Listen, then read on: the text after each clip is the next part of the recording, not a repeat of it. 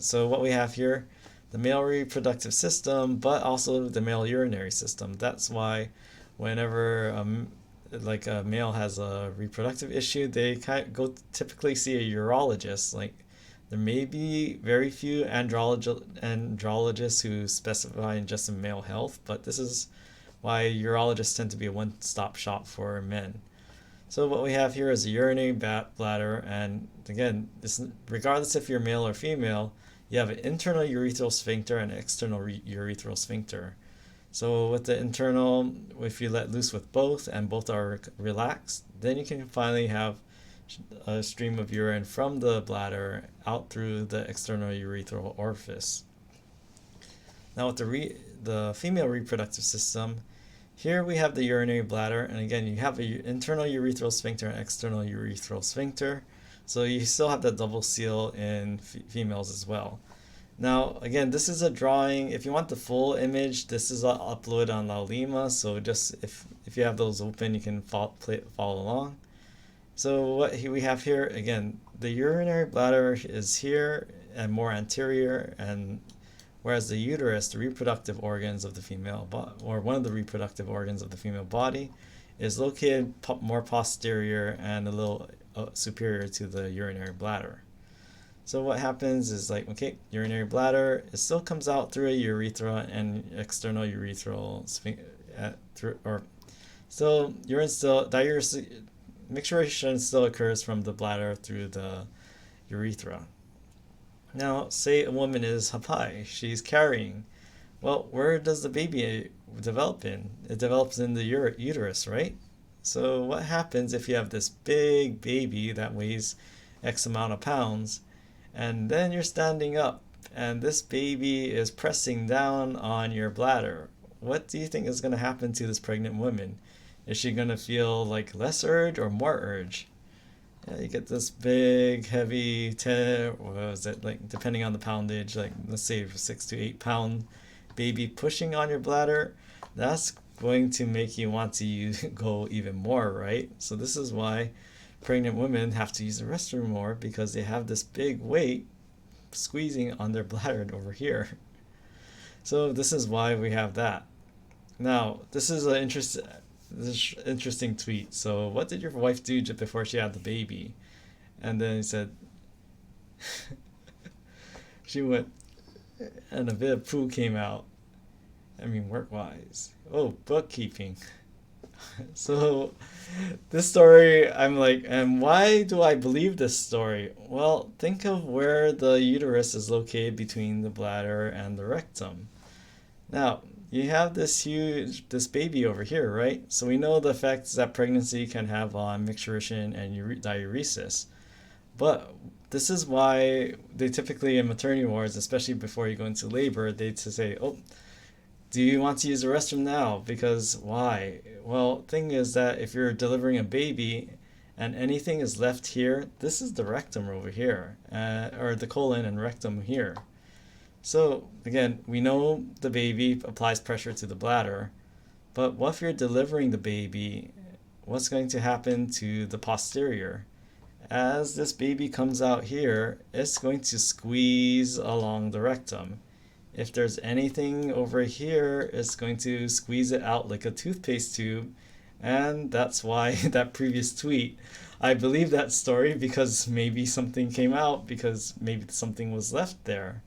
So again, you have all this pressure, and this is why it affects both your diuresis and defecation in pregnant women. So yeah, and let's see. So the thing about female, if you know some of the schedule, that I'm still going to, the female external or like the female reproductive system is way more complicated than the male reproductive system. Sorry guys, I mean, this is basically the male reproductive system and the male urinary system, they're two tubes that end up at the same hole. So, but the female reproductive system is a lot more complicated, and the anatomy is complicated, and especially the menstrual cycle and endocrine control. That is like, it's kind of amazing actually, the machinery behind that. But let's talk about the female external genitalia. Again, since this is Twitch, I have to keep it pretty, it looks like an abstract painting here. But what I'm getting at, pretend this would be the anterior of the female body. This is the posterior. So you do have an orifice called, and this is the vaginal entrance. And then here we have the clitoral hood and the clitoris over here for the external part. But the thing is that you'll also, and if this is the anus that is posterior, the urethra of a woman is not in the vagina. It is a separate orifice, and it's located between, so again, it's located between the clitoris and the vagina itself. So again, like, first we have, in terms of anterior to posterior, anterior we have the bladder and the urethra, then we have the uterus and vagina, and then we have the rectum and anus in the most posterior. So 3 different orifices for the female, for female anatomy. So the urethral opening is not the same as the vaginal opening. And again, it's like if you look at, if you just, I mean, this, there's so much misconceptions, and this is why like Michelle Guido here had to step in and make this yearly PSA.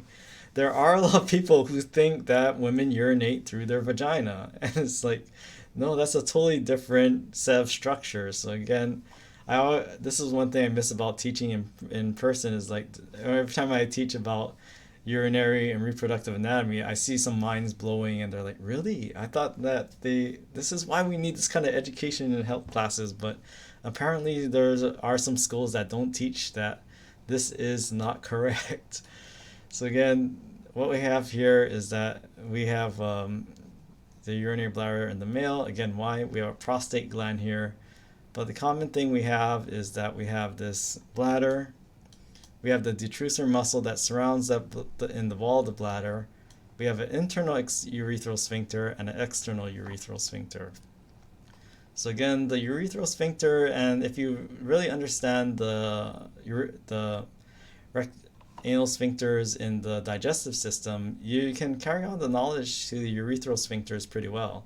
Because why? Well, the internal urethral sphincters, these are smooth muscle. These are involuntary, and they're controlled by the presence of stretch and pressure. So sympathetic is going to contract this. So again, sympathetic is fight or flight. It's not time to use the restroom. Parasympathetic nerves that are involved in the Micturition reflex, these are going to relax it. So again, another way I like to think of it, if sympathetic caused diuresis, well, what would happen during the Olympics, assuming it's going to happen? When the gun goes off, everyone's going to let loose. And that would be very messy and very embarrassing, right? So the sympathetic is going to contract that urinary sphincter. That's not going to cause relaxation. Parasympathetic is when you're relaxing and then you're checking your phone on the toilet. Not that I have experience with that. But again, parasympathetic is downtime. Now it's safe to let loose. External urethral sphincters, these are skeletal muscle, not the type we typically associate with like the skeleton itself, but it's the type of muscle you can voluntarily control. So this is the one you're holding on to, like say you're in traffic and you just had Starbucks like just before you enter traffic and you're like, oh my God, I'm going to make it back to campus in time. That's the one you're contracting and holding on to dear life as you're trying to make it to the bathroom, and then relaxing when you're finally in a safe place.